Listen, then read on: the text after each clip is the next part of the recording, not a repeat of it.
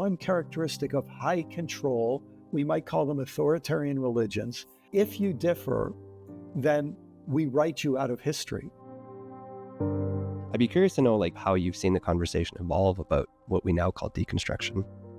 Well, you and I, because we share a Plymouth Brethren background, a lot of people wouldn't know that in the 1860s, 1870s, 1880s, when that movement was still very young, there was a book written called Father and Son. Now I'm forgetting the author's name, Edmund Goss, it might have been. I don't even know that one. And he was, and people will be shocked to hear this, but he was a young, intellectual, artistic Plymouth Brethren boy who grew up and came out as gay. Now, they didn't call it gay, but there were ways, gay people have always existed, and there were ways they survived.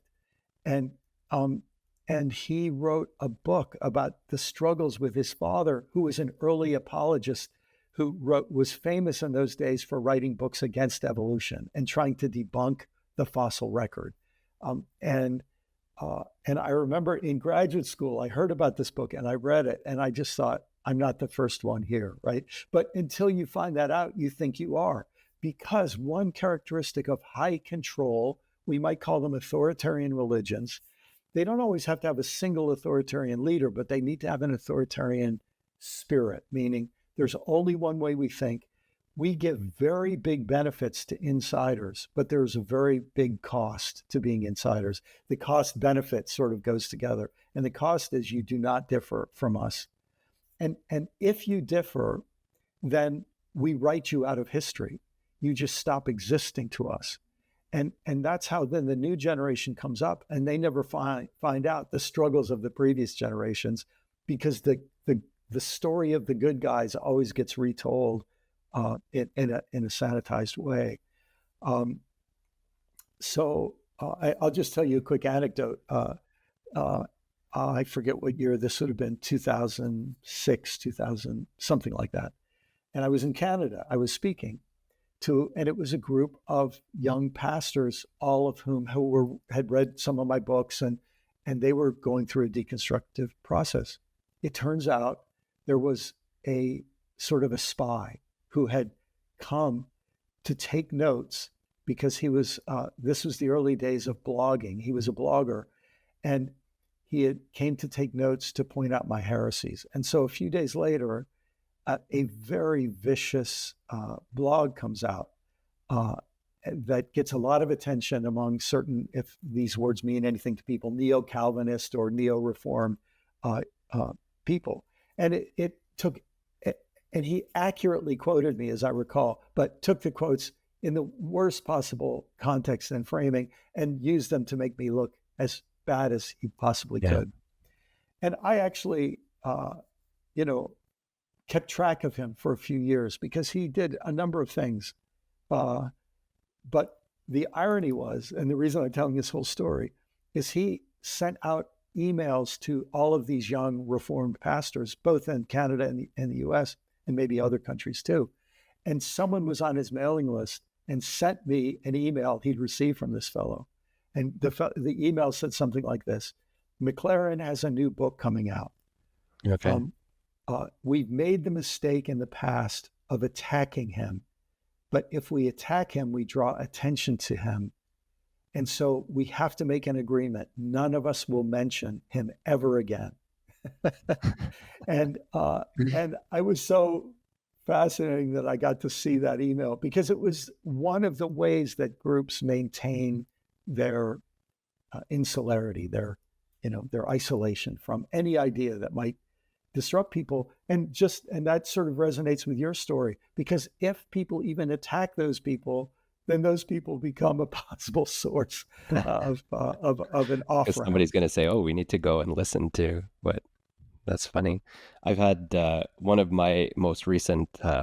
I guess this is maybe proof that I've either made it or I'm doing something right. But I had William Lane Craig respond to one of my videos and took out all of the arguments and kept all the conclusions and basically just said, "Here's what's wrong with this conclusion."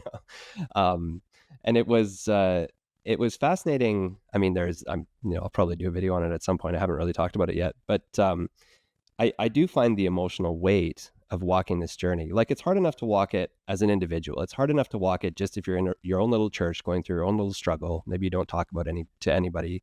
Maybe you go away and never talk about it again, which happens.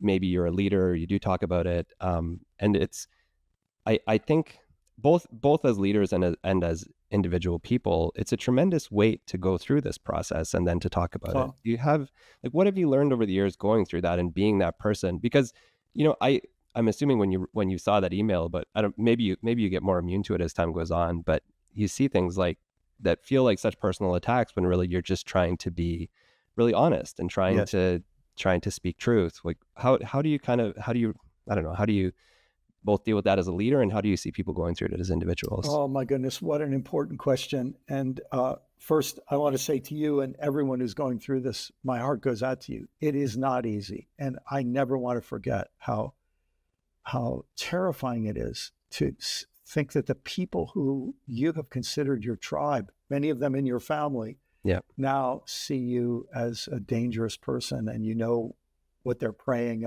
and saying behind your back and so on. So it isn't easy. And when I wrote my first book, I remember thinking, when this book comes out, I'm going to lose all my friends. I'll get fired from my job as a pastor. It'll all be over. And I lost some friends, no doubt about it. But people came out of the woodwork and said, I thought I was the only one. And a new set of connections develops. One other thing I'll share about that. Some people would know the name of this wonderful writer, evangelical writer, who underneath the surface was far more open than most people realize. But his name was Dallas Willard, and Dallas and I became friends. And Dallas, behind the scenes, was deeply encouraging to me, and just a good mentor and friend. And once we were together, and he'd seen that I for a couple of years, the pages of Christianity Today and some of their publications and online presence became a place where I had a big target on my back. And, oh my gosh. And so that just went on and on. And so he saw me, and he'd seen some of this, and he handed me a little handout. Some people might remember something called ditto paper, but it was a way, before Xerox and before photocopies, it was a way of reproducing something. And I still remember he gave me this thing. And he said, I think you're going to need this. And it was a prayer from a Serbian Orthodox bishop, written while he was interned he was in an internment camp in Dachau during World War II. Yeah. And he had been turned in by one of his priests. He had only spoken against the Nazis to his fellow priests. Okay. And he was in prison, expecting at any day he could be killed for speaking against the Nazis. And all he could think of is, who was the priest who turned me in? And he's just consumed with, who betrayed me?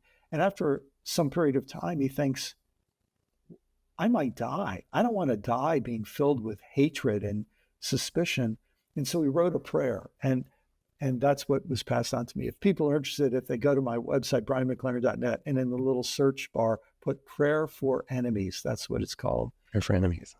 And Dallas gave that to me, and it sat on my desk for many years, to the point where I'd almost memorized it. It's a very long prayer, but it pulled me through, because it gave me a way to process the pain of feeling betrayed or used or misunderstood or misrepresented. Those are real things, and it really does hurt. Yeah. And especially, I was closer to your age, and I had a family to support, and I realized what these people wanted to do was destroy my way of making a living. They wanted to destroy me at any cost to get me, and they didn't care. Anything they said or did, it didn't even have to be true.